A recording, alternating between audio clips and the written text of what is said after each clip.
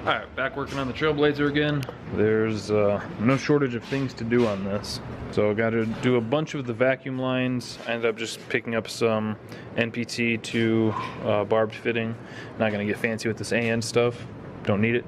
Just a few T's and we'll be good to go. Route it in a way that's not stupid. Got to go through a bunch of the wiring because Holly hates stupid wiring. It's one of the issues that was wrong with the Firebird is that there was just some bad grounds and bad connections and just a bunch of jumper wires and stuff, so I'm gonna have to go through all that. Then we got some parts showing up for it. Got 2 derail fans for it. I'm gonna try to use both. Might have to use one as a pusher, one as a puller. And then here's the old shifter that he brought with it. He ended up picking up this B&M Magnum grip shifter. And this one should actually fit under the console a little bit better just because the way the reverse lockout is. This one has like this arm sticking out and this one's a straight up and down bracket there. Because it'd be pretty cool to make it look kind of factory in there. So I think we're gonna have to make some sort of plate for it to sit up a little bit.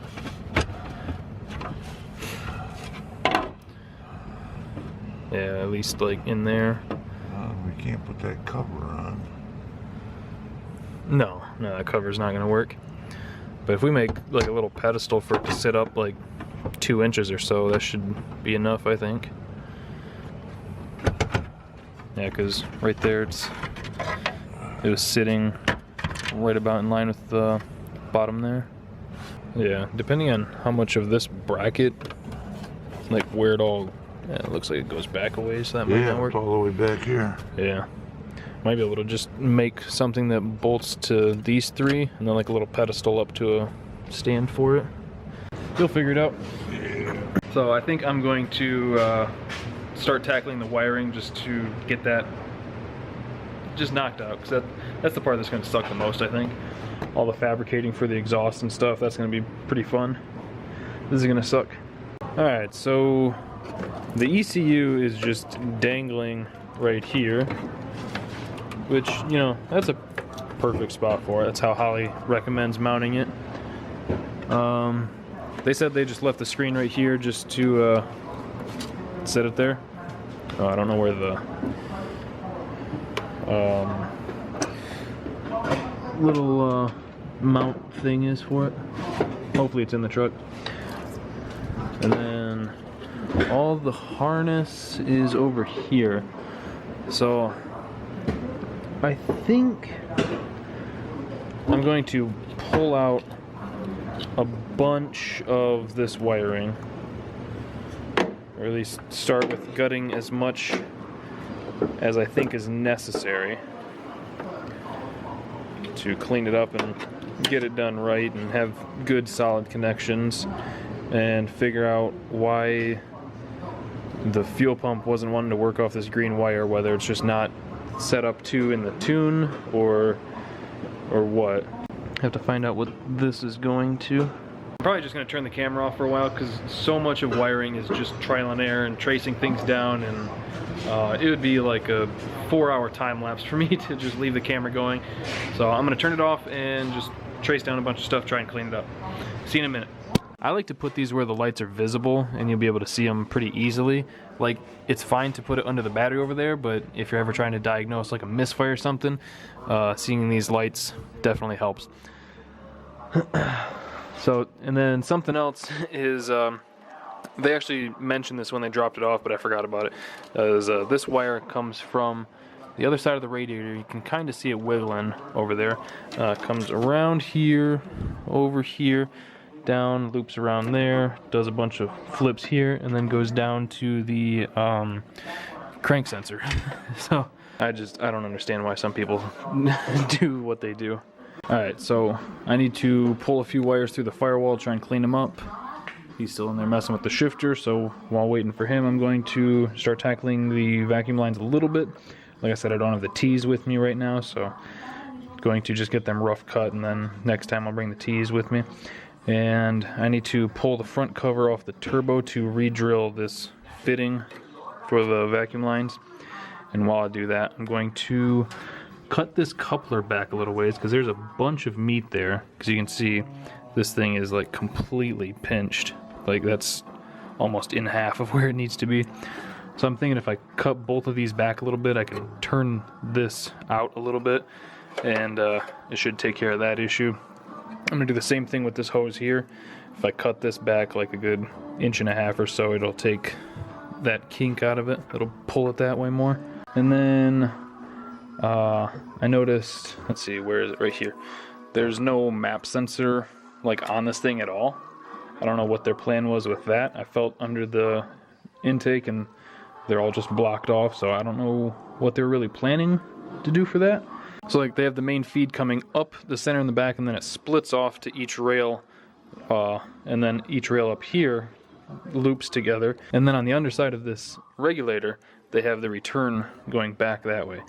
It seems kind of overly complicated for me, but if it works, I might just leave it. I don't like that they have like that plumbing fitting right there, but like I said, if it works, then I'm just gonna leave it. See how he's doing with the shifter. I don't want to touch anything and mess it up, so. Is it looking like that's gonna work? About the right height? It's almost as high as I can get it, but I'm still gonna have to Notch it a little? yeah. Cause that's probably in like what, neutral or third? Second or third. I'm gonna have to bring it back here, and I'm gonna have to cut it out up here.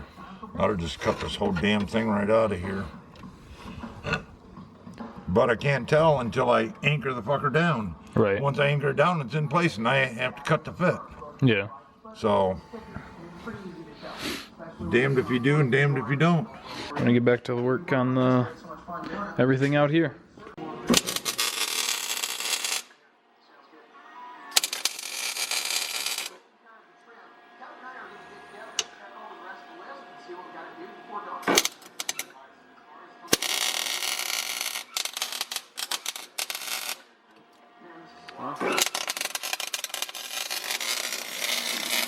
Alright, we're gonna leave him alone before we witness a crime.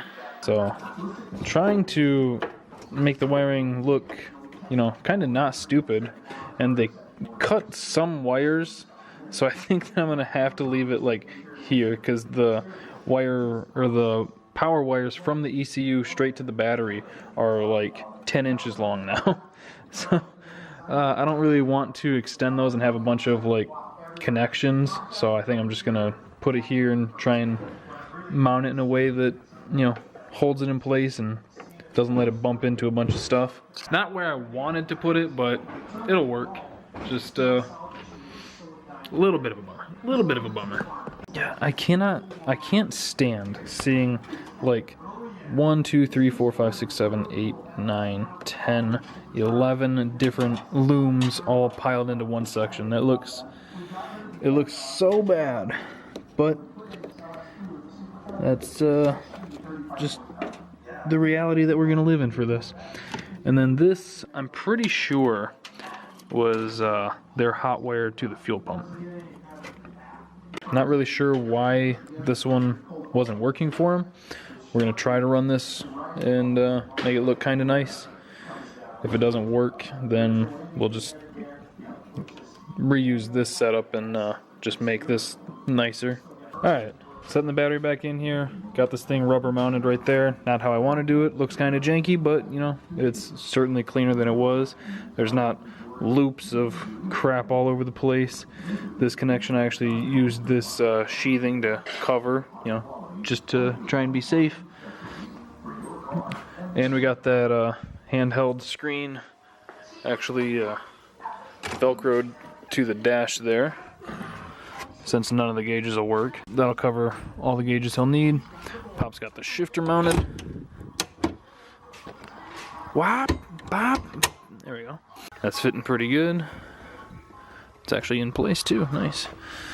So we should be able to put the seat in now, I suppose.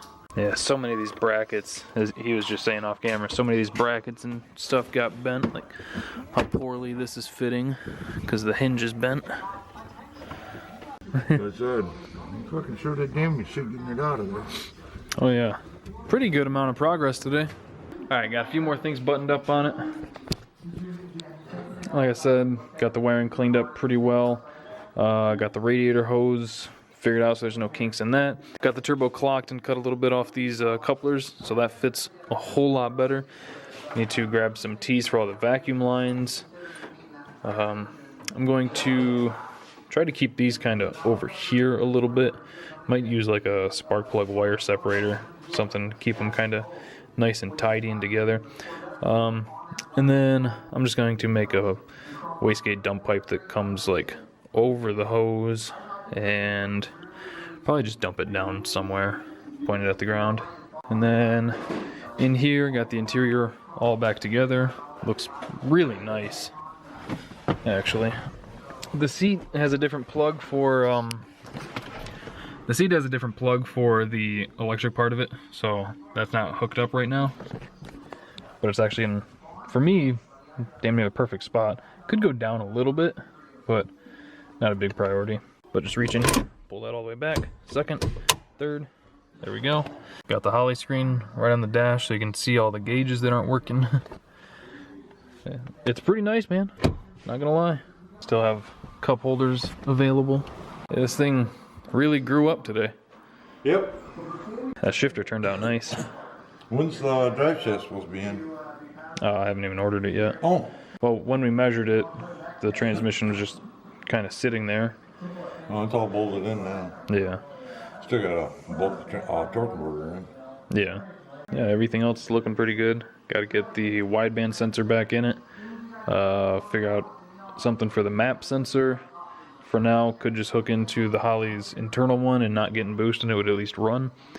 And then brake booster line. Hook the battery back up. Make an exhaust. Yeah. Hopefully the piping for that will be here in a couple days. But made pretty good progress on it. I think that's probably going to do it for today's video. Hope you guys enjoyed it. Thank you for watching. Thank you for liking, commenting, and subscribing. We'll see you next time.